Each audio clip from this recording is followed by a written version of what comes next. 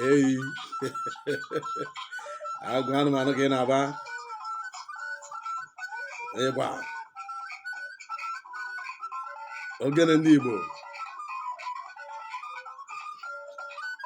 onye opi anyị na-anụ ihe na anyị na-anụ opi na-akpọ ndị mmụọ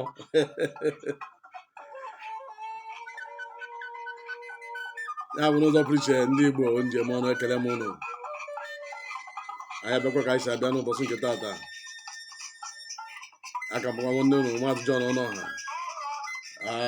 your presenter Okodes TV entertainment and reality show anyị na-ekwu nke bụ eziokwu na program a ya bụrụ ụbọchị taata anyị bịara ka anyị nọ nọrọ ya anyị na-ewetara ụnụ isiokwu anyị nke taata ga-abụ ofu ụzọ ihe n'ihe eji mara ndị Igbo. Ihe anyị na-ekwu okwu ebe a bụ tradition and our culture.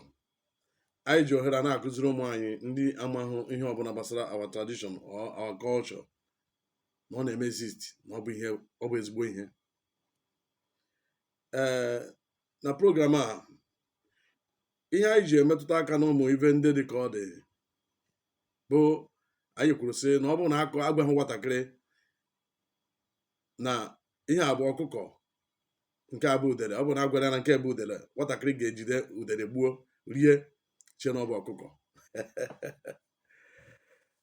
Igbo Igbo anyị ekerekwa ụlọ ọzọ anyị sị na ọ ga-adịrị anyị niile mma. N'isiokwu anyị tata bụ anyị na-ewetara ụnụ ihe anyị kpọrọ bụ omenala Igbo, our Igbo culture nke pụrụ iche. O so na one of the ancient ones ka na-eme exist up to this day nke a kpọrọ mmanwụ n'Igbo. Mmanwụ bụ ejimara ndị Igbo. Ihe anyị na-ekwu bụ ihe eji mara ndị Igbo ga-abụ ebe ọbụla hụrụ na ịma nọ ndị a bụ ndị na-eme ya bụ ndị Igbo. N'ụbọchị gara aga anyị kwuru okwu ihe gbasara ndị echichi, ụdị ojiji ga-abụ ọ bụrụ ịfụrụ anụ ojiji anyị ma na ọ bụ onye Igbo. Ịma na anaghị agwa gị agwa na ọ bụ onye Igbo ka ọ bụ ịfụrụ anụ onye kpu okpu mmemme ya bụ okpuredi nyere aka dị iche iche n'onu were mkpọ were agụfe na-ejije ngala, anaghị agwa gị ya na ọ bụ onye Igbo. Ilera n'anya ị ga-ama na ọ bụ onye Igbo. Ya bụ ihe gbasara ndị Igbo ka anyị na-ekwu na program a ọkachasị nke taa. Anyị na-ekwu okwu ihe gbasara mmọnwụ. Mmọnwụ bụ ezigbote ihe na jikọrọ ụmụ Igbo ọnụ. Ọ na-abụ na mbụ eji mmọnwụ eme ọtụtụ ihe. Ebe ọbụla a na-eme ihe siri ike ka mmọnwụ na-apụta. Mmọnwụ pụta ha na-eme na mmemme ebidogo. Ọtụtụ ndị obodo dị iche iche na-eme ihe a na-akpọ ịgba mmọnwụ, ya bụ njirimara ha. N'ala Igbo gbara mpalaka ọtụtụ, mana ndị ọbụla nwere ụdị mmọnwụ ha nwere na-ejikọ ha ọnụ na-eme apụta in the field of festival. Ụmụ Igbo agbakọ mmọnwụ pụta ọ na-eme ndị mmadụ aṅụrị n'ụzọ pụrụ iche. Ya bụ Igbo anaghị eji mmọnwụ egwu egwu. Kamgbe ndị mgbe gboo, ndị nna anyị ha, ndị okenye mgbe gboo tụrụ ntọala, anyị amara otu ha si weta ya, mana anyị batara ụwa n'aka na afọ ya rukwe kịta anyị ka na afọ ya. And anyị mara mgbe anyị ga-anọsịkwa na laa ebe chikere anyị nọ, ebe kekere ụwa nọ, anyị mara ụmụ anyị ka ga na-ahụ mmanwụ maka na ọ bụ a tradition that has come to stay. Ọ bụrụ nke na-eme ọbịa tata echi ọpụọ, maka ọ bụrụ na ọ bụ ihe bụ tata ọ bụrụ tata echi ọpụọ otu ga aka ọ karị, mana ka tata a na-agba mmọnwụ n'ụzọ pụrụ iche. Ya bụ mmọnwụ bụ ofu ụzọ ihe na-eweta nnukwute aṅụrị n'ala Igbo.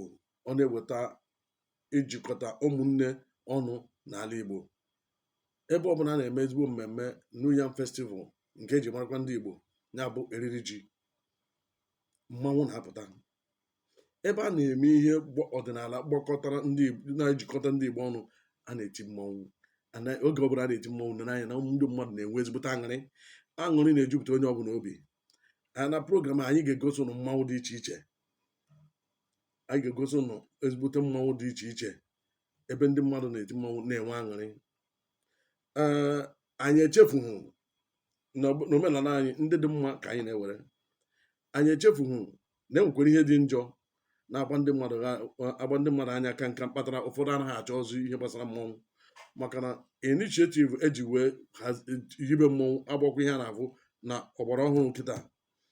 Ọtụtụ ihe na-emezikwa na mmọnwụ, ya bụ ọ na-achọ iwepụ anya ndị be anyị anya n'ihe nke ebumnuche ndị nna anyị ochie ji wee ume mmọnwụ.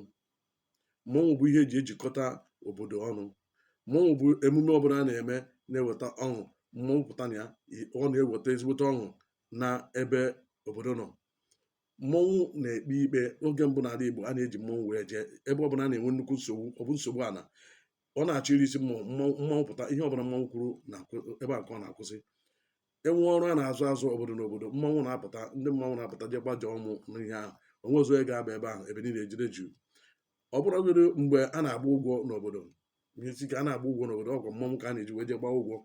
Enwee ndị famịlị na-enwe ezigbo nghọtahie, ọkwa mmọnwụ ka a na-eji wee ji meziere ha n'oge mbụ n'ala Igbo. Amarọ m otu o si dị tata, amarọ m otu o si dị tata, n'ihi na ihe niile ghazi agha. Anọ bụ ndị okenye, ndị maara anya mmọnwụ bụ ndị na-eti mmọnwụ. Ọ bụrụkwa ihe ụmụazị na-eme. Ya bụ ihe ndị okenye, ihe ndị ọdịnala, ndị maara ntọala nna nna ha, ọha ma ọ bụ ndị isi mmọnwụ. Yes, ya bụ ezigbo ihe ka anyị na-eṅomi, nke bụ ajọ ihe onwere ihe anyị ji ya kpọrọ.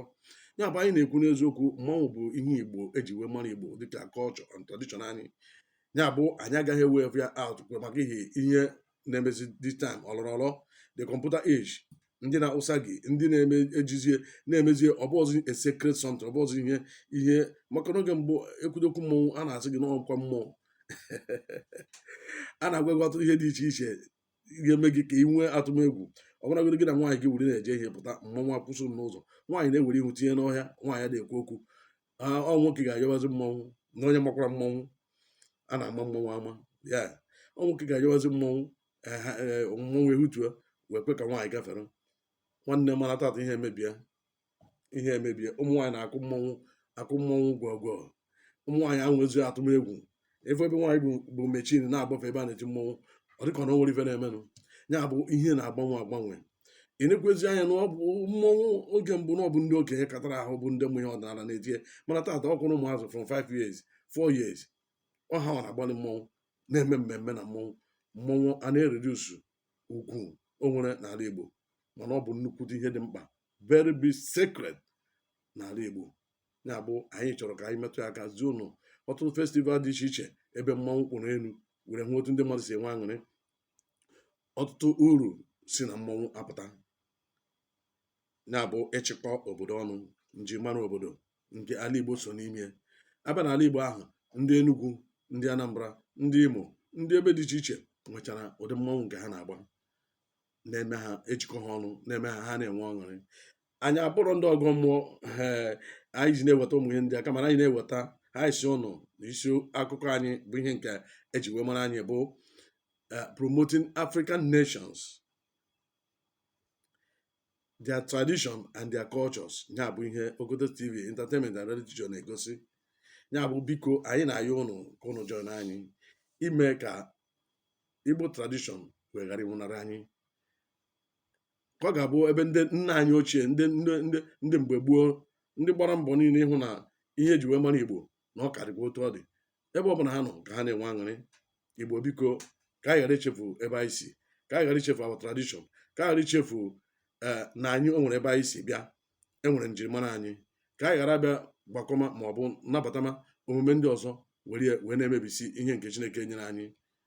Ya bụ anyị na-ayọ ọnụ n'ụzọ pụrụ iche, Igbo ọma ndị anyị dị-eme ọnụ, ka ọnụ n'anya na onyonyo anyị ga-egosikwa ọnụ ihe gbasara mmọnwụ n'ụzọ pụrụ iche. Anyị si nya gaziere ụnụ, nke eji ekwenye akụkwana ya. Aka bụ nwanne ụnụ Maazị John Ọnụọha, the presenter Ogodo TV reality show and entertainment. Ya bụ anyị si ọ ga-adịkwara ụnụ mma ọzọ. Ka anyị na-aga n'iru na program anyị ga na-ewetazi ụnụ ọtụtụ program dị iche iche. Anyị na-ayọ ụnụ dododo, biko anyị enwego TV channel, that's our YouTube channel. Anyị enwego our platform ebe anyị na-agbasa ozi dị iche iche, ebe anyị na-enweta nkụzi, anyị na-egosi ihe nkụzi dị iche iche, ọkachasị otu o si dị n'ala Igbo. Ya na-agbakwa mgbe ọ bụrụ na anyị nweta ozi dị mkpa ozi dị mkpa site na ndị isi anyị na-atụsakwa ya site na this platform. Anyị na-ayọkwa ụnụ n'ụzọ pụrụ iche ka ụnụ na-ele ihe onyonyo anyị ga na-ewetara ụnụ ihe dị mma, anyị ga na-eme ụnụ aṅụrị.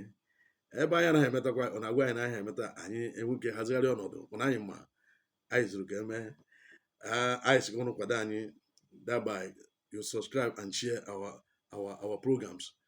Anyị na-ayọ ụnụ do subscribe and share, like and whatever ịma ihe ị ga-eme. God bless you. Thank you my brother. God bless you. Ya gazie. Udo dị.